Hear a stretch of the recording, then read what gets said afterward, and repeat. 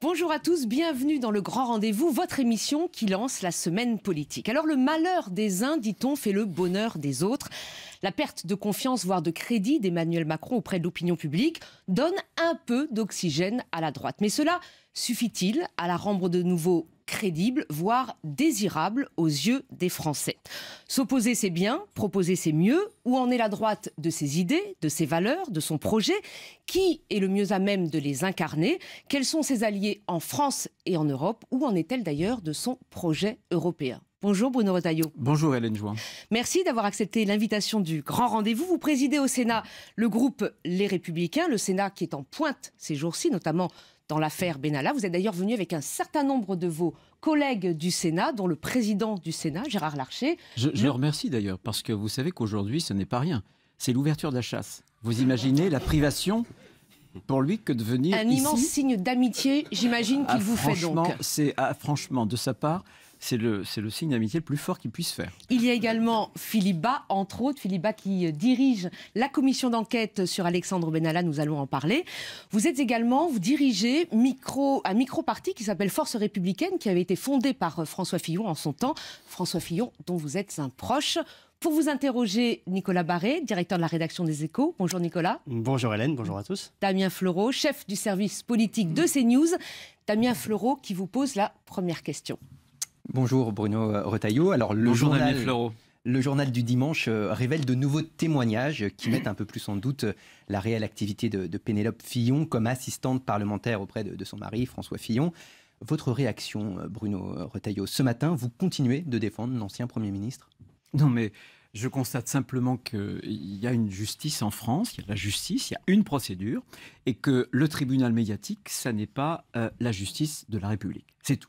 Je ne ferai donc aucun autre commentaire. J'ai beaucoup souffert, pas que moi, que mes amis qui sont ici, beaucoup d'autres, beaucoup de Français qui nous écoutent de ce déferlement qu'il y a eu pendant la campagne présidentielle. Je ne veux pas en rajouter ce matin. Ça ne change rien pour vous. Avant de jeter l'honneur de François Fillon au chien, laissez-le se défendre. Il y a une procédure, je n'en rajouterai pas. Il reste mon ami. Moi, voilà, la fidélité pour moi, c'est une vertu cardinale. Vous citez le journal du dimanche. Moi, il y a une information qui m'a beaucoup plus intéressé. Je m'étonnais, je pensais d'ailleurs que ça aurait été votre première question. C'est le résultat du sondage sur Paris, où on voit que finalement, entre La République En Marche, Mme Hidalgo, et puis la candidate Les Républicains... Alors, le sénateur de Vendée qui se passionne pour Paris... Paris, c'est aussi la France. Même si j'ai toujours considéré que ceux qui nous gouvernent, et notamment en ce moment, on ferait bien de temps en temps de considérer que la France n'est pas contenue à l'intérieur du périphérique. Mais Paris, c'est notre capitale. Moi, j'en suis fier. Nicolas Barré. Je reviens juste un instant sur François Fillon, mais sur un angle peut-être plus personnel, si vous me permettez. Est-ce que vous avez eu le sentiment, quelque part, d'avoir été déçu par François Fillon ou qu'il ne vous a pas dit toute la vérité à l'époque? Non, mais je ne veux pas en rajouter. François Fillon est un ami, il reste mon ami et je lui reste fidèle en amitié. Il aura l'occasion de se défendre et j'espère qu'il saura faire prévaloir justement la défense, les arguments qui permettront de rétablir son honneur. Et quelle que soit la réalité judiciaire, du coup, qui découlera de parler de tribunal médiatique. Aujourd'hui, on a l'impression quand même, dans ce que révèle le journal du dimanche, qu'il y a aujourd'hui une réalité judiciaire derrière cette affaire Fillon. Une réalité de procédure, bien sûr, il ne faut pas la nier, il ne faut jamais nier ce genre de choses. Simplement, précisément, j'espère que nous ne sommes pas dans une démocratie illibérale. Il y a malgré tout quelques procédures. La présomption d'innocence, c'est pas pour les chiens. Donc, je veux rappeler ces principes.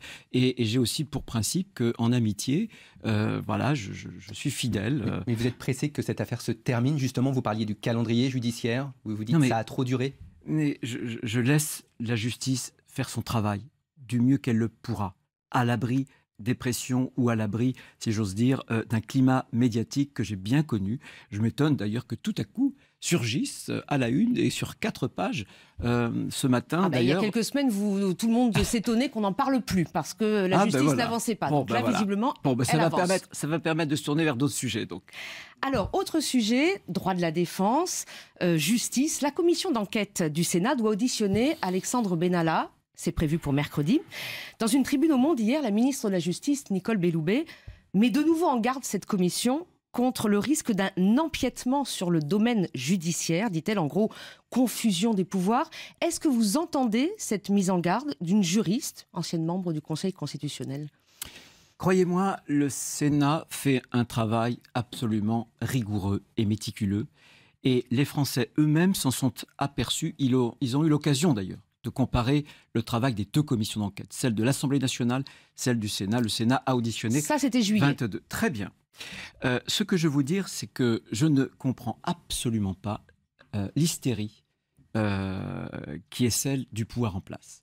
On a entendu, bien sûr, Mme Belloubet, hier, mais aussi il y a quelques jours, M. Castaner, M.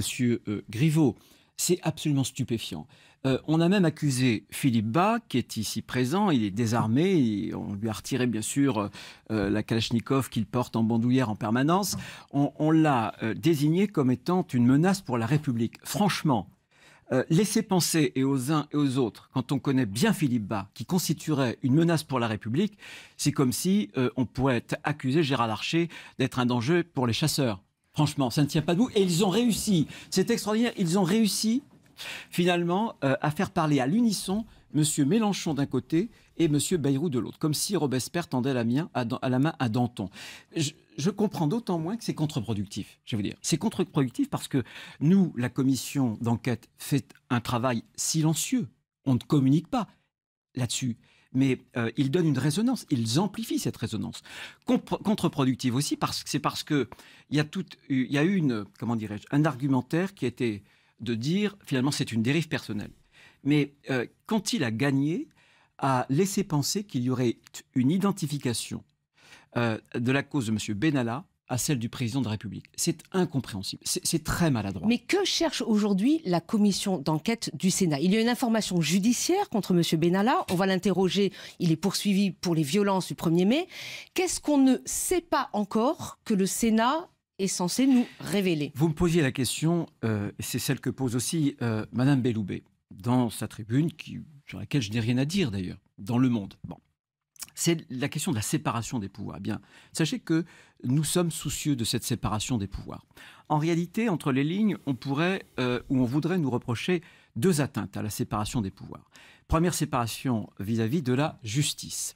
Ça n'est pas la première fois, M. Cahuzac, le préfet Bonnet, mais aussi le commissaire Crezat, que des gens qui font l'objet de poursuites judiciaires sont présentés devant une commission d'enquête. Le commissaire Crezat, je n'ai pas vu tant de ministres se mobiliser pour sa cause, peut-être parce que c'est un policier. Par ailleurs, la délimitation, le champ d'investigation de la commission d'enquête, il est précis. Il ne porte pas sur les faits qui ont eu lieu. Avant et après le 1er mai. Exactement, tandis que la commission d'enquête de l'Assemblée nationale portait sur les événements survenus en marge de la manifestation parisienne du 1er mai. Et d'ailleurs, Mme Belloubet avait fait 2 lettres. Une lettre le 20 juillet et une autre le 23 juillet à l'Assemblée nationale. La majorité de l'Assemblée nationale, c'est pas celle du Sénat, c'est celle En Marche. Donc première chose, pas d'atteinte à la séparation des pouvoirs vis-à-vis de la justice, parce que le champ est délimité. Pas d'atteinte non plus à la séparation des pouvoirs vis-à-vis de l'Élysée. Là aussi, il y a eu beaucoup de précédents, de Georgina Defoy à M. Claude Guéant, en passant d'ailleurs par les 3 supérieurs hiérarchiques de M. Benalla. Le directeur de cabinet, le secrétaire général de l'Élysée et puis le chef de cabinet. Aucun n'a excipé de cette raison pour dire « je ne viendrai pas ». Donc le Sénat est dans son rôle, le Sénat est dans son rôle, la commission d'enquête est dans son rôle. Il faut être précis juridiquement. Il faut être précis juridiquement. Ce que fait la commission d'enquête présidée par Philippe Bas avec ses 2 co-rapporteurs, qui sont très indépendants, croyez-moi, et qui connaissent le droit, c'est de vérifier justement que les services, qui dépendent d'ailleurs du ministère de l'Intérieur, et non pas de l'Élysée. C'est-à-dire la sécurité du palais, tout comme la sécurité et la protection du président de la République, puissent fonctionner. Donc le Sénat ne fait pas de politique. Mais le Sénat fait son travail institutionnel. Je demande simplement au pouvoir de respecter les contre-pouvoirs. Voilà, c'est tout. Laissez-nous faire le travail. Vous parlez du coup de téléphone d'Emmanuel Macron à Gérard Larcher, le président du Sénat. C'est pas à moi d'en parler. Monsieur Castaner l'a confirmé. Gérard Larcher ça vous choque ? Est dans le studio. Simplement, si c'est avéré, c'est à nouveau une forme d'intrusion. Donc, vous voyez bien que nous, on essaie de faire notre travail très régulièrement. J'ajoute d'ailleurs que les comptes, le budget de l'Élysée, il est soumis au contrôle budgétaire annuel des commissaires spéciaux de la Commission des finances de l'Assemblée nationale, comme du Sénat. Vous savez, je veux dire à Emmanuel Macron, de façon très posée, que seul Louis XIV entendait qu'il n'y ait aucun contrôle à côté ou au-dessus de lui. C'est tout. Voilà. Nous, on fait un travail méticuleux dans l'obscurité. C'est ce qu'on découvre. Dans l'obscurité, on a quand même... On fait ce travail, croyez-moi. Ça a donné une lumière au Sénat qu'il n'avait pas eu depuis longtemps. C'est le professionnalisme qui a donné une lumière. C'est le contraste qui a donné une lumière. Voilà.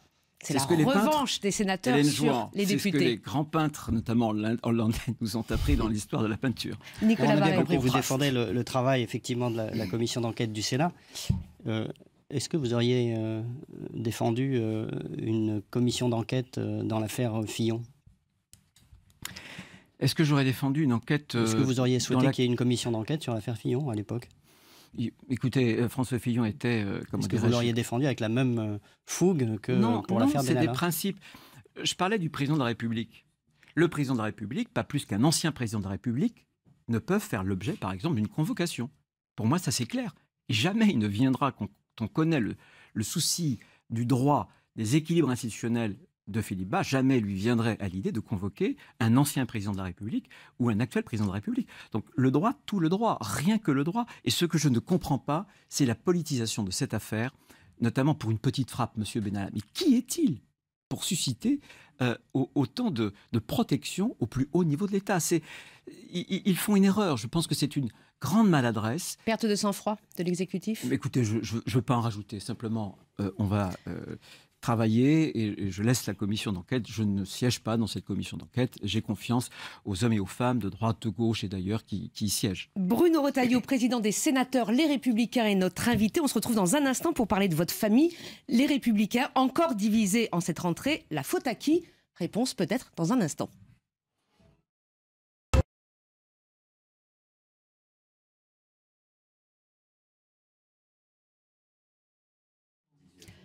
Vous écoutez le grand rendez-vous de Bruno Retailleau, le patron des Républicains au Sénat. Comment les Républicains profitent-ils ou pas de la rentrée difficile d'Emmanuel Macron ? Une question de Nicolas Barré. Alors justement, 15 mois après la présidentielle et après surtout l'OPA lancée et réussie d'Emmanuel Macron sur un certain nombre de vos élus ou de vos électeurs, c'est toujours compliqué de rassembler la famille politique à laquelle vous appartenez. Et on sent qu'il y a à la fois un problème de leadership et de ligne politique. Est-ce que Laurent Wauquiez a échoué à rassembler la famille ? Non, Laurent Wauquiez est notre président légitime. Il a fait un très beau score aux élections d'il y a près d'un an. Et depuis ? Ensuite, nous avons été totalement fracturés par les deux échecs, les deux défaites de la présidentielle et législative. Donc, pour filer la métaphore, Paris, c'est pas fait en un jour. Donc, il faut donner du temps au temps. Non, ce qui est plus préoccupant, c'est que aujourd'hui, Emmanuel Macron est en train de dévisser dans la confiance des Français et nous n'en profitons pas. C'est ce qui doit nous interroger, alors même que nous allons rentrer dans quelques mois dans cette grande lessiveuse électorale, puisque c'est 2018, la dernière année sans élection. Mais alors pourquoi n'en profitez-vous pas ? Alors, ce n'est pas la faute de Laurent Wauquiez. Je dis à ma famille politique, on a deux urgences dans l'ordre. D'abord, nous devons nous définir et ensuite nous élargir. On ne peut pas rassembler ni s'élargir dans l'indéfinition. C'est d'abord la bataille des idées. Et on voit bien à droite, la droite ne va pas naturellement sur cette bataille des idées. Le problème, c'est que quand il n'y a pas la bataille des idées, il y a la querelle des égos, je le dis et je le répète. Donc ça, il y a une ligne. La ligne que moi, je veux promouvoir, c'est une ligne qui permet de rassembler l'ensemble de la droite et du centre, et je pense que c'est possible, en indiquant qu'une politique doit porter un projet de civilisation et que nous devons parler à la fois le langage de la liberté, pour déverrouiller l'économie, mais aussi le langage de l'identité. Mais Laurent Wauquiez n'a pas cette ligne-là ou ne travaille pas assez pour définir cette ligne-là ? Non, mais ce n'est pas que Laurent Wauquiez qui va faire. Attendez, on est dans un état politique un peu nouveau, et je pense que désormais, c'est pas seulement un homme, seulement un parti qui peut porter aussi une ligne. Il faut que l'ensemble, justement, de nos composantes, et ça, c'est chacun d'entre nous qui est responsable, puisse y contribuer. Donc, la définition, dire ce que nous sommes. Parce que si nous ne nous définissions pas, on va nous obliger à nous définir vis-à-vis des autres, par rapport à Emmanuel Macron, par rapport à Mme Le Pen ou je ne sais qui. Et ensuite, il faut s'élargir. Moi, je ne me résous pas à ce qu'il y ait une pureté chimique de la droite. Ça, c'est une erreur. Mais on s'élargit d'où à où, monsieur Retailleau? Eh bien, on s'élargit d'abord sur un projet. Je pense que la politique, c'est de faire du commun avec du divers. Donc, je le vois, regardez, le Sénat. On ne va pas parler de toute l'émission du Sénat, mais vous avez ici Vincent Capo-Canellas qui représente le groupe centriste. Tous les jours, Gérard Larcher le sait bien, et il joue un rôle important dans notre famille politique. Tous les jours, nous devons trouver des points d'entente, des points d'équilibre pour voter des textes. Sinon, les LR seuls, mon groupe seul, n'a pas la capacité. Mais alors, pourquoi est-ce que vous arrivez à faire au Sénat? Vous n'arrivez pas à le faire au niveau national et même au niveau local. Une question de Damien Fleureau. Oui, c'est vrai qu'on parle du problème de leadership peut-être de Laurent Wauquiez, mais quand on regarde par exemple dans la Fédération des Alpes-Maritimes, la guerre fratricide entre Christian Estrosi et Éric Ciotti, avec des mots doux qui se sont envoyés par mail interposé, c'est toujours la droite la plus bête du monde qui n'arrive pas à se rassembler. Non, mais vous trouverez dans toutes les familles politiques des querelles. La politique, c'est souvent la vie. Celle-là, ça fait longtemps. C'est plus qu'une querelle. Oui, j'ai l'impression qu'il y a un débat qui va être tranché, puisque Christian Estrosi ne se présentera pas, je crois, pour l'élection à la présidence de la Fédération dans quelques semaines. Mais c'est une perte pour vous? Ce que je veux dire, je ne veux pas construire un discours, je veux dire, et une ligne à partir d'un élément ou d'un département particulier. Ce que je veux dire, c'est que la droite, beaucoup plus que la gauche, a toujours été plurielle. Toujours. Toujours, parce qu'on est des indépendants, souvenez-vous, René Raymond, les trois droites, etc. Donc il faut partir de cette idée qu'on est pluriel. Donc il faut organiser cette pluralité. Il y a différentes façons d'organiser. On l'a organisé un temps dans une maison commune, c'est l'UMP. Je pense que ce sera très difficile de revenir en arrière. Je pense et ça ne correspond plus, je crois, à l'époque. Donc maintenant, on fait des accords d'appareil. Non, c'est pas des accords d'appareil. C'est pour ça que je mets les idées d'abord, avant les alliances. Et c'est pour ça que j'ai toujours dit que la question qui se pose à la droite et au centre aujourd'hui, c'est pas un problème d'alliance, c'est d'abord un problème de projet. Et à partir du projet, on peut construire. C'est ce que nous faisons d'ailleurs au Sénat. Mais il faut se parler. Il faut d'ailleurs très vite, très vite, y compris pour les européennes, qu'il y ait un dialogue entre nos amis du centre et nous-mêmes. On sait très bien que l'Europe, on en parlera tout à l'heure. On va parler d'Europe. Ça n'est pas manichéen, ça n'est pas noir ou blanc. Voilà. Mais je veux faire avancer. Nationaliste. Eh bien, on en reparlera. Nicolas Barré. Justement, soyons concrets. Que dites-vous aux jupéistes qui ne savent plus très bien où ils sont ou à Xavier Bertrand qui a quitté votre famille? Concrètement, qu'est-ce que vous leur dites? Moi, j'observe que depuis qu'Emmanuel Macron a des difficultés dans les sondages, que les uns et les autres ont pris un certain nombre de distances. Bon, voilà. Donc moi, je pense et je ne me résous pas à ce qu'il y ait des droites irréconciliables. Parce que ce n'est pas l'objet de la politique, et puis parce que ce serait donner une assurance vie, une assurance tout risque à Emmanuel Macron. Ça serait nous condamner à perpétuité dans l'opposition. Simplement, il n'est pas question de brader nos valeurs. Voilà. Il ne peut y avoir de rassemblement que par le haut. L'Europe fédérale, pour nous, par exemple, puisqu'on parlait de ce sujet-là, ça n'est pas notre valeur. Et en plus, ça ne marche pas. Aucun des peuples européens n'en veut. Donc, à partir du moment où on commence à rentrer dans le concret, c'est là qu'on peut trouver des points de convergence. Mais par le haut. C'est pour ça qu'il faut parler des idées d'abord. On va parler d'Europe et d'idées et de projets, Bruno Retailleau. Juste une petite question peut-être plus personnelle. Au cas où Laurent Wauquiez échouerait à rassembler cette famille, à asseoir ce leadership, est-ce qu'aujourd'hui, vous vous dites, pourquoi par moi, je suis disponible, je pourrais être un recours? Non, je souhaite que Laurent Wauquiez réussisse dans sa tâche parce que c'est l'intérêt général de notre famille. Je crois aussi, vous savez, de la droite et du centre. Pourquoi voulez-vous qu'il échoue? Laissons-lui encore du temps. Il a Jusqu'à encore du quand? temps. C'est les européennes, le coup près? Non, mais je ne rentrerai pas dans ce type de questions. Simplement, ce que je veux dire, c'est qu'on doit desserrer l'étau dans lequel Emmanuel Macron veut nous enfermer. Il veut, pour être sûr d'être réélu dans quelques années, il veut faire un bis repetita du deuxième tour de l'élection présidentielle. Et donc, supprimer les oppositions un peu républicaines et de n'avoir comme vis-à-vis que des périphériques, que des oppositions radicales, M. Mélenchon d'un côté ou Mme Le Pen de l'autre, du côté européen. Moi, je ne veux pas de ce non-choix pour les Français. Et donc, il faut absolument que, pour les Français d'ailleurs, quoi qu'on en pense, il faut une opposition républicaine. Il faut reconstruire une alternative qui soit une vraie alternative. Damien Fleureau. Bruno Retailleau, vous dites rassembler sur le projet. Il y en a un dans votre famille politique, un jeune qui tente de tendre la main à certains représentants de toutes les droites. C'est Éric Tegner. Il est candidat à la présidence des Jeunes Républicains et dans sa campagne, il a notamment invité Bruno Chenu du Rassemblement National, Nicolas Dupont-Aignan. Sébastien Chenu, pardon. Vous vous dites quoi? C'est la bonne méthode, parler à tout le monde sur le projet, ou faut-il l'exclure? Non, mais je pense que j'ai répondu d'ailleurs. Je pense que ça, c'est la vieille tambouille politique. Essayer de faire avec des accords d'arrière-cuisine, des alliances d'appareil. Non. Puis en plus, vous savez très bien qu'il y a une ligne que nous n'accepterons pas de franchir. Simplement, donc il faut l'exclure de votre famille. Pour que la droite puisse rassembler et puisse, par exemple, faire en sorte que des déçus qui sont partis au Front National, des déçus qui sont partis aussi, et il y en a chez M. Mélenchon, puissent revenir, ce qu'avait d'ailleurs réussi en 2007 Nicolas Sarkozy, qui avait fait baisser le Front National. Eh bien, il faut être fier de nos valeurs. Il ne faut pas une droite qui courbe les chines. Et si je pense que sur l'islamisme, sur l'immigration, sur une autre Europe que celle que voudrait nous vendre Emmanuel Macron, si on a un langage de fermeté, je pense qu'on peut rassembler au-delà des appareils.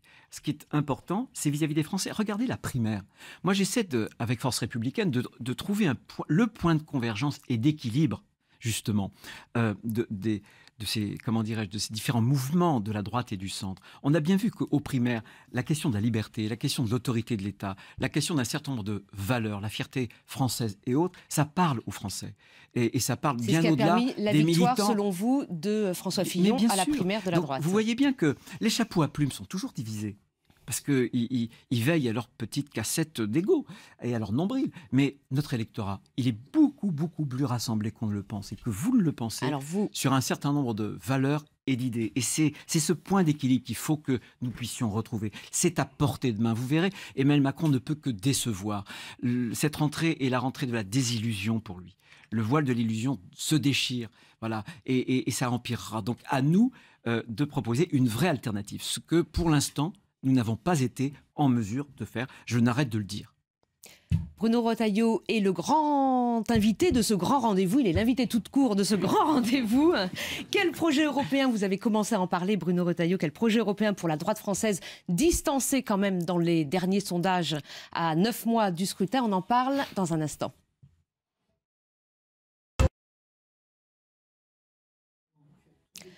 Nous retrouvons Bruno Retailleau, patron du groupe Les Républicains au Sénat, et on va parler Europe.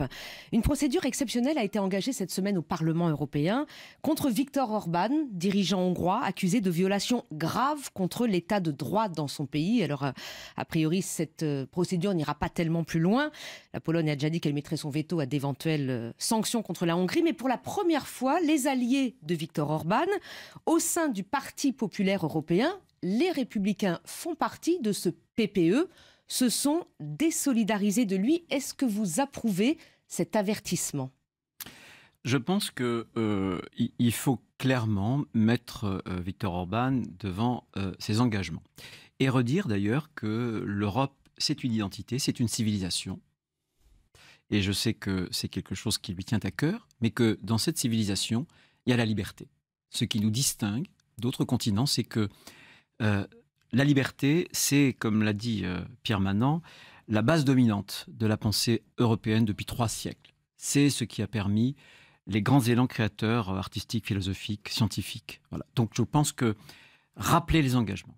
En revanche, je ne suis pas dupe du piège, évidemment. Le piège tendu par qui? Le piège tendu aussi par Emmanuel Macron, pour faire apparaître le débat européen comme un débat manichéen entre lui et les méchants. Mais alors, comment vous vous sortez de ce piège? Parce que le groupe Les Républicains, les députés, les eurodéputés Les Républicains se sont divisés eux-mêmes sur ce vote Orban. Bien sûr, j'ai vu. Simplement, je veux rappeler, je pense que quand on est pris par l'écume de l'actualité, je pense qu'il faut essayer de prendre un peu d'altitude. Redire d'abord qu'on n'a jamais eu autant besoin d'Europe. Le monde est dangereux. Il y a le retour des vieux empires. Regardez les manœuvres militaires russo-chinoise de la semaine dernière, à grande échelle, en XXL, retour des vieux empires à un monde dangereux. La réponse continentale, la réponse continentale à ces menaces-là, c'est l'Europe. Jamais on n'a eu autant besoin d'Europe et pourtant, jamais l'Europe n'a été aussi proche de la dislocation. Et que fait Emmanuel Macron ? Il prend le risque de la fracturer un peu plus, l'Est et l'Ouest, en faisant apparaître le débat européen comme un débat qui serait clivé, caricatural, manichéen, entre le camp du bien, les Européens, lui, et les autres, les nationalistes. Pourquoi pas dire d'ailleurs les fascistes. C'est terrible parce que les populistes. Il y a le risque, voilà, il y a le risque, vraiment, d'une fracture. Alors, il veut bien sûr fracturer la droite. Le problème, c'est que l'instrumentalisation politique peut faire très mal à l'Europe, en fracturant l'Europe, mais surtout en faisant apparaître ces deux voies-là un peu sur le même plan. En tout cas, ces deux impasses. Évidemment, l'impasse nationaliste, mais son Europe à lui, fédérale, c'est l'Europe d'hier que tous les peuples ont rejeté. Pourquoi est-ce qu'il a eu que des échecs dans ses propositions d'un grand budget européen, de listes transnationales, d'un parlement de la zone euro, d'un ministre des Finances de la zone euro, etc. Parce qu'il s'est trouvé seul. Donc, l'Allemagne a il ne faut pas faire sur croire. Le budget, notamment. L'Europe n'avancera pas, bien sûr, ni sur le mode nationaliste, ni sur le mode fédéral. Donc nous allons incarner une Europe, non pas de l'impossible, une Europe de la chimère, mais une Europe des possibles. Mais comment être crédible, Bruno Retailleau, justement, pour ce projet européen commun que vous souhaitez porter dans les semaines, les mois qui viennent, alors que votre famille politique, sur un sujet qui n'est pas mineur, le cas Orban, se divise, ne vote pas de la même façon au sein du Parlement européen. On parle de députés européens. Bien sûr, il y a un énorme travail, bien sûr, mais la question que vous me posez, c'est la question qui renvoie encore au projet. La première convention que j'avais faite dans le cadre de Force républicaine, c'était sur l'Europe, parce que je sentais bien, je pressentais bien. D'ailleurs, Emmanuel Macron nous a prévenus. Il a dit, moi, je veux profiter des européennes pour fracturer la droite. Donc, il y a 30 et quelques propositions que nous avons faites. Et moi, je pense que ce projet-là, on doit le porter. L'Europe doit être un projet de civilisation, fier de son histoire, de sa géographie. Général de Gaulle disait une Europe européenne. Donc, évidemment, sans élargissement aux Balkans, sans la Turquie et une géographie, ça veut dire des frontières, alors que l'Europe, malheureusement fédérale, s'est bâtie avec cette idée que la frontière est un mal. Que la frontière, c'est la guerre. Non, Régis Debray nous a démontré que c'est quand il n'y a pas de frontière qu'il y a la guerre. Donc, une Europe, civilisation, l'histoire, la géographie, une Europe qu'un mot bouclier, vis-à-vis notamment du choc migratoire, je suis prêt à faire des propositions devant vous, vis-à-vis aussi d'une alliance de défense européenne et vis-à-vis d'une sortie de la naïveté en matière de commerce international, parce qu'on est la zone la moins protégée d'Europe, du monde, et toutes les autres fonctionnent avec au moins un principe de réciprocité, et pas nous. Et donc on a été pillés, nos brevets ont été pillés, nos inventions, nos emplois ont été détruits, la désindustrialisation. Moi je veux une Europe un peu plus forte, justement, qui s'assume, mais une Europe avec une méthode, qui n'exclut pas l'Europe de l'Est, une Europe de petits pas patients. Voilà. C'est que comme ça que l'Europe peut fonctionner. Vous savez, encore une fois, je voudrais dire aux auditeurs qu'il ne faut pas se tromper. Ceux qui aiment l'Europe sont ceux pour qui l'Europe, ça doit pouvoir marcher. La méthode Macron, ça ne marche pas. Notre méthode à nous, c'est nous seuls qui pouvons proposer une Europe, justement, qui fonctionnera, qui parviendra à faire des avancées et à rassembler. Moi, je ne veux plus, j'étais de cette génération, comme vous, qui a connu le rideau de fer. C'est pas pour réinventer, redresser, refabriquer de nouveaux rideaux de fer entre le Sud et le Nord ou entre l'Est et l'Ouest. Nicolas Barré. Vous évoquiez le choc migratoire, mais sur cette question des migrants, il faut être clair. C'est quoi votre droite ? Vous êtes plutôt Merkel ou plutôt Salvini ? Je vais vous dire, moi je suis français, hein, et ce que je propose, donc je vous définis ni par rapport à Mme Merkel, Madame Merkel, écoutez, Mme Merkel. Alors vous n'êtes pas Merkel, vous n'êtes pas Orban, vous n'êtes pas Macron, vous n'êtes pas Salvini. Non, mais je suis élu. Qui êtes-vous ? Je suis un sénateur français. Que proposez-vous effectivement ce que je sur propose, cette question essentielle ? Ce que je propose, par exemple, une idée. Vous savez qu'un des grands problèmes, pourquoi est-ce que les peuples partout se rebellent ? On voit bien que ce n'est pas une question de prospérité économique. Là où le taux de chômage est le plus... Regardez l'Allemagne, c'est l'Autriche, l'Allemagne. Et il y a des insurrections électorales. On vote pour le populisme, pour les démagogues plutôt. Eh bien, tout simplement parce qu'on ne s'empare pas de la question migratoire. Il y a un spécialiste qui est ici, qui est François-Noël Buffet, qui est un de nos meilleurs spécialistes chez nous. Il pourrait le dire mieux que moi. Le droit d'asile, qui est pour moi un droit sacré, il est bafoué. Il y a moins de 10% qui sont reconduits. On ne sait pas reconduire à la frontière. Proposition. L'Europe pourrait inventer une procédure justement de reconduite à la frontière qui soit harmonisée et qui soit avec Frontex, qui donnerait à la fois une légitimité et une efficacité justement pour la reconduire des illégaux aux frontières et dans les pays, puisque l'Europe est la première puissance en matière d'aide humanitaire. Profitons-en, justement, pour faire des accords bilatéraux. Quel est le problème, souvent, pour reconduire les étrangers? C'est parce que les pays d'origine ne les reconnaissent pas. Eh bien, que l'Europe dise, enfin, nous, on ne vous aide que si, en contrepartie, vous signez des accords de réadmission. Au moment et à l'époque... Vous savez que c'est très compliqué à faire. Nicolas Sarkozy avait déjà essayé. Nicolas Sarkozy. Eh bien, pardon, écoutez, oui. Je ne suis pas un sarkozyste patenté. Il y en a, j'ai vu Pierre Charon, là, il est plus que moi. Eh bien, sous Nicolas Sarkozy, il y a eu une vingtaine, justement, d'accords bilatéraux. Avec... Eh bien oui, eh ben voilà. Donc, ne nous faites pas croire que ça n'est pas possible. La volonté politique le permet. Et ce que je veux dire, c'est que, bénéficiant de cette puissance humanitaire européenne, nous aurions encore plus de poids pour que ces pays-là, dans lesquels l'Europe intervient énormément, et aussi la France en plus. Donc, on doublerait la mise pour dire, maintenant ça va, on vous aide, mais vous nous aidez aussi. Donc voilà un exemple. Mais il faut, pour moi, pour une vraie politique... comment dirais-je, de contrôle des flux migratoires, trois systèmes de sécurité, très en avant des frontières de l'Europe, notamment avec un blocus en Méditerranée, alors, aux frontières de l'Europe avec Schengen, et aussi avec des moyens sur le sol français. Bruno Retailleau. Une triple protection sur laquelle je veux bien me... Mais justement, le temps nous est compté, non? Bruno Retailleau, vous parlez donc des arrivées de migrants sur nos côtes. L'Aquarius reprend la mer ce dimanche, ce bateau de l'association SOS Méditerranée qui vient en aide aux migrants en perdition. On va au-devant de nouvelles polémiques, forcément, lorsque ce navire reviendra vers nos côtes. Qui pour l'accueillir? Mais, écoutez, malheureusement, force est de constater, d'ailleurs, le président de la République l'avait dit, même pas à demi-mot, force est de constater qu'il fait le jeu des passeurs. En accueillant ce navire en faisant son travail. On voit bien qu'au jour d'aujourd'hui... Et alors on fait quoi? L'objectif, eh bien, ce que je propose, moi, c'est un blocus de la Méditerranée. Pour indiquer aux passeurs... Mais avec quels moyens? C'est-à-dire qu'on ne permet plus aux bateaux d'aller secourir les gens qui sont en train de se noyer. Si dans les eaux territoriales, pour les reconduire, pour fermer le verrou. Pourquoi est-ce qu'en Italie, désormais, la porte est fermée? Bon, c'est plus là qu'est le passage. Le gouvernement espagnol a ouvert... Vous avez vu ce qui s'est passé le 25 ou 26 juillet dans l'enclave de Ceuta. Il y a eu 500 ou 600 migrants désespérés qui ont attaqué cette enclave qui est une enclave espagnole dans le nord de l'Afrique. Et ça fait des blessés chez les forces de l'ordre espagnoles. Donc on voit bien... Blocus. Il y a des gens parmi eux qui sont légitimement des demandeurs d'asile, du droit d'asile. Bien sûr. On fait comment? C'est pour ça que moi je pense qu'il faut aussi ce qu'on appelle des hotspots, des centres qui permettront, et non pas sur le sol français, mais sur le sol... Vous êtes d'accord avec Emmanuel Macron, pardonnez-moi. Bien sûr.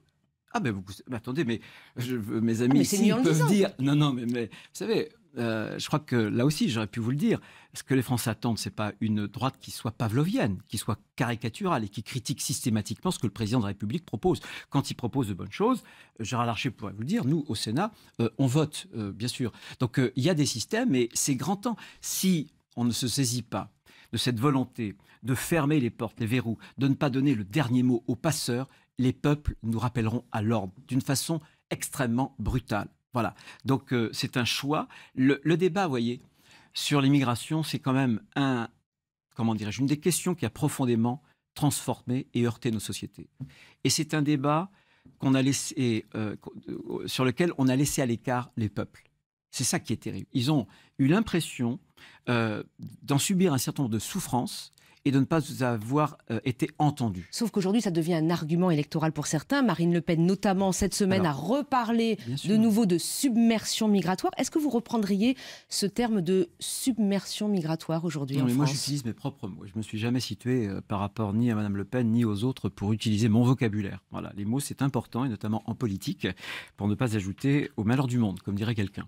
Simplement, ce que je dis, c'est qu'il faut la plus grande fermeté et qu'on ne peut pas accueillir toute la misère du monde chez nous. Donc, il y a un certain nombre de moyens, on sait lesquels il faut prendre, mais c'est d'abord le courage politique. Et pour l'instant, les gouvernements, et pour l'instant Emmanuel Macron, il n'y a qu'à regarder le texte Asile-Immigration. Nous avions d'ailleurs, avec les amis centristes, proposé des mesures très très fortes. Eh bien, ils les ont refusées. Cela ne fera rien de plus. C'est une cautère sur une jambe de bois. Voilà. Je pense que tant que les gouvernants n'auront pas compris, regardez ce qui s'est passé en Suède, que les peuples leur demandent de réguler de façon drastique les flux migratoires, eh bien, les peuples nous le rappelleront à chaque élection. C'est la raison pour laquelle je pense que, plutôt que des débats dans la rue, il vaudrait mieux que chaque année, il y ait un débat au Parlement et que le Parlement fixe des quotas. C'est une autre proposition que je verse à ce dossier compliqué. Bruno Retailleau est l'invité du Grand Rendez-vous. On vous retrouve dans quelques instants pour continuer à parler du projet, notamment de vos propositions pour lutter contre l'influence grandissante de l'islamisme en France. À tout de suite. Et après, peut-être Notre-Dame. À quelle heure tu rends ? Vous écoutez le Grand Rendez-vous de Bruno Retailleau, qui dirige le groupe des Républicains au Sénat, je le rappelle. Alors, comment lutter contre l'influence grandissante de l'islamisme radical ? Une question de Nicolas Barré. Oui, l'Institut Montaigne, cette semaine, vient de publier un important travail sous l'égide d'Hakim El Karoui, qui dresse un constat très préoccupant, notamment sur la progression de l'idéologie islamiste via les réseaux sociaux. Question précise, est-ce que dans ce cas-là, on constate qu'il y a des prêches islamistes sur les réseaux sociaux, il faut interdire des comptes Facebook, Twitter? Est-ce qu'on en a les moyens? Est-ce qu'il faut changer la loi? Qu'est-ce que vous proposez à ce niveau-là? C'est très compliqué, on en sait quelque chose, parce que au moment des différents textes pour lutter justement contre le terrorisme, nous avions proposé un délit de consultation des sites djihadistes. Et le Conseil constitutionnel a retoqué à 2 reprises les propositions du Sénat. Donc vous voyez, c'est pas toujours facile d'exprimer une volonté populaire et que cette volonté-là puisse s'inscrire dans la réalité juridique. Voilà. Simplement, le travail a été de qualité, mais je suis vraiment foncièrement opposé à cette idée d'institutionnalisation de l'islam de France. Je pense que, d'ailleurs, on l'a vu depuis une quinzaine d'années, on essaie de le faire. Et depuis une quinzaine d'années, nous n'y parvenons pas. Depuis Nicolas Sarkozy, notamment, création du... Oui, mais vous vous rendez compte l'énergie qu'il a déployée. Culte musulman. Et pour autant, est-ce qu'on a stoppé les avancées du radicalisme, et notamment de l'idéologie frérot-salafiste? Non, je pense que le bon outil, en réalité, n'est pas celui-là, n'est pas l'islam de France. Le bon outil, c'est la laïcité. C'est l'outil qui est le nôtre. C'est notre identité. Je pense que les terroristes nous visent dans notre identité. Souvenez-vous, Dominique Estrosi Sassone est là. Nice, le 14 juillet, la fête nationale. Le Père Hamel dans une église, etc. Donc, ils visent notre identité. Notre identité, c'est la laïcité à la française. Eh bien, cette laïcité à la française nous donne des outils. Et c'est avec ces outils-là qu'il faut lutter. Et non pas en essayant d'édulcorer la loi de séparation, de sortir de ce que nous sommes, parce qu'alors là, l'État fera une grosse erreur et ça nous conduira à des accommodements qui seront déraisonnables. Ça ne veut pas dire qu'on ne peut rien faire, mais j'ai fait des propositions, là aussi, une trentaine de propositions très précises sur ce qui me semble une stratégie pour lutter contre ces phénomènes. Donc vous rejetez toute idée de taxer notamment les produits halal pour éviter le financement du culte par des puissances étrangères ? Non, dans votre question, vous avez 2 choses. Il se trouve que ces 2 choses-là sont anticonstitutionnelles. Une taxe halal, c'est-à-dire fiscale, dans laquelle l'État mettrait sa main, donc une taxe communautariste, est anticonstitutionnelle. Elle n'est pas dans nos valeurs républicaines. Donc il faut oublier. Si c'est possible de mettre comme la cache-route, si la communauté on peut leur proposer, ils peuvent faire disposer. Une organisation, mais ça sera difficile. L'interdiction des financements étrangers, idem. Anticonstitutionnel. Donc vous voyez qu'on peut en revanche tracer, et on le fait très bien d'ailleurs, les services de Bercy font très bien le traçage notamment des flux financiers en matière de terrorisme. Je pense qu'on pourrait aller au-delà, et moi je suis plutôt pour et favorable à ce que lorsque des groupements qui ne respectent pas les valeurs fondamentales de la République, qu'on puisse faire des oppositions à un certain nombre de transferts de fonds financiers qui viennent de l'extérieur. Mais vous voyez, c'est extrêmement compliqué. Une petite question rapide sur vos contre-propositions, en quelque sorte. J'ai relevé, vous prenez une proposition du général Soublé, instaurer un état de contrôle renforcé, dites-vous, afin de concentrer des moyens sécuritaires, judiciaires et sociaux dans certains quartiers. Qu'est-ce que ça veut dire? C'est un état d'urgence dans certains quartiers français? Soublé voulait un régime d'exception. Moi, ce n'est pas un régime d'exception que je souhaite. Je souhaite qu'on puisse reconquérir les quartiers les uns après les autres. Il y a des élus des Yvelines, ici, quartier de la Verrière, une mosquée qui a une dérive salafiste il y a quelques années. Et puis ensuite s'installe une sorte de police de la pensée, où les femmes sont reléguées dans leur univers domestique, etc., etc. C'est décrit, c'est connu. Qu'est-ce qu'on fait? Rien. Rien du tout. Eh bien, moi, ce que je veux, c'est qu'on puisse, l'État... On ne fait pas rien, il y a des prédicateurs qui sont expulsés. Mais Hélène Jouin, oui, mais combien de mosquées fermées depuis la sortie d'état d'urgence? Moins que sur les doigts de ma main. Moins que sur les doigts de ma main. Vous vous rendez compte? Parce qu'on manque d'outils juridiques.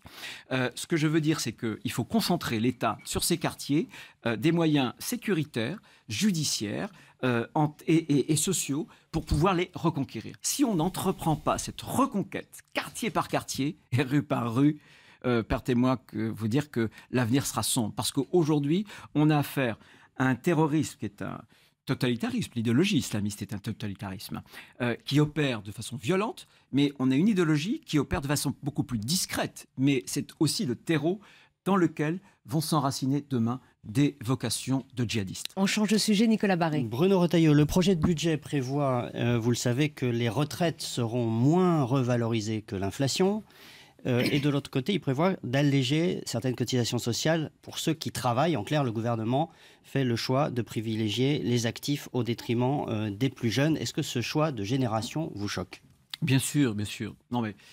Ça me choque d'autant plus, vous voyez, que d'abord les retraités, c'est la troisième attaque en un an, puisqu'il y a la CSG, il y a bien sûr la désindexation, mais on a oublié la revalorisation des pensions qui était repoussée du 1er octobre au mois de janvier.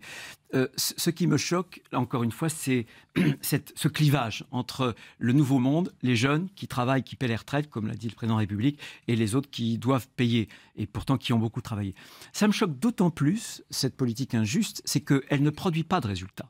Elle ne produit pas de résultats. C'est-à-dire vous êtes, je vais parler sous votre contrôle, et vous êtes un observateur économique précis. Nous avons la croissance la plus faible d'Europe. Le record des impôts, est en dessous de nous, mais... Oui, des impôts. Oui, mais c'est un record quand même, la croissance. On a 0,4 et 0, enfin c'est très peu. Ensuite, record des prélèvements obligatoires, record des dépenses publiques, et on a le record de la taxation des entreprises avec un pouvoir d'achat qui est en berne. Donc, qu'est-ce qu'a fait Emmanuel Macron? Il a fait un choc fiscal comparable, un peu inférieur, comparable au choc fiscal de François Hollande en 2013. Il y a aussi un contre-choc fiscal, il y a des taxes d'habitation qui va diminuer pour 80%. Vous avez raison, mais je parle sur les 8 premiers mois, avant le mois de septembre. C'est ce qu'ont éprouvé les Français. Or, ce choc fiscal a confisqué du pouvoir d'achat aux Français, a bloqué la consommation qui est le premier de nos moteurs en termes de croissance, et du coup, ça a aussi étouffé la croissance. Donc la politique d'Emmanuel Macron est injuste vis-à-vis notamment des retraités, vis-à-vis des familles, vis-à-vis des Français du milieu, c'est-à-dire ceux qui utilisent une voiture, souvent les ruraux, qui roulent au diesel, qui se chauffent au fioul. Il faut rappeler que ce sera, au bout du quinquennat, 25 milliards, plus que la CSG. Ce sera à peu près 530 euros. C'est la fiscalité écologique qui a augmenté. C'est une fiscalité verte, mais elle a beau être verte, elle ponctionne les Français. Donc voilà, ça ne produit pas de résultats. Je pense qu'il a fait de mauvais choix. Il aurait fallu faire d'autres choix fiscaux, et surtout, la mère des batailles, c'est la dépense publique. Et qu'est-ce qu'on a vu dans le JDD? Vous savez, la vraie rentrée, tout le monde s'est rué sur... Ce sera le budget. Benalla, etc. Ce sera la discussion budgétaire. Bien sûr, et c'est surtout l'interview du Premier ministre dans le journal du dimanche, il y a 15 jours. C'est la politique du petit raboteur. Pas de vision.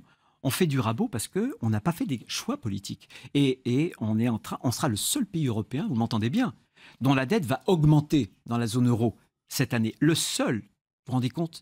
Et ça, c'est une bombe à retardement. Et on est un des premiers pour les prélèvements obligatoires. Malgré l'énormité des impôts, on fait du déficit. On fait de la dette.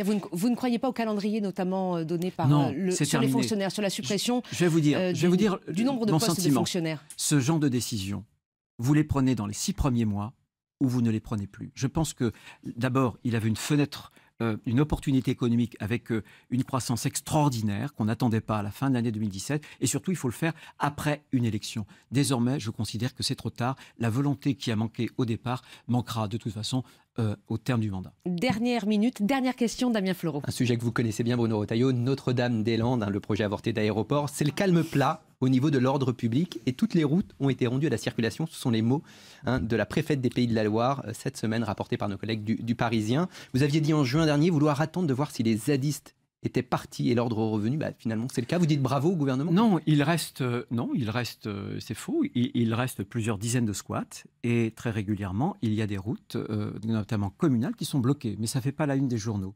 Encore une fois, l'abandon de Notre-Dame-des-Landes, alors que nous avions eu 179 décisions de justice, nous avions eu une consultation publique. Bon, mais ça, c'est le passé. De Notre-Dame, absolument, mais c'est finalement l'abandon de M. Macron vis-à-vis des ZADIS. C'est une drôle de conception d'autorité de l'État. Alors, c'est passé. Maintenant, j'attends de voir si le Grand Ouest pourra, avec le réaménagement de Nantes Atlantique, avoir une plateforme aéroportuaire digne de ce nom, puisque l'ami de M. Hulot, M. Felzer, vous savez, un des soi-disant experts qui avait fait ces recommandations, nous avait dit vous aurez 6 millions, c'est un type qui voit loin, 6 millions de trafic en 2025.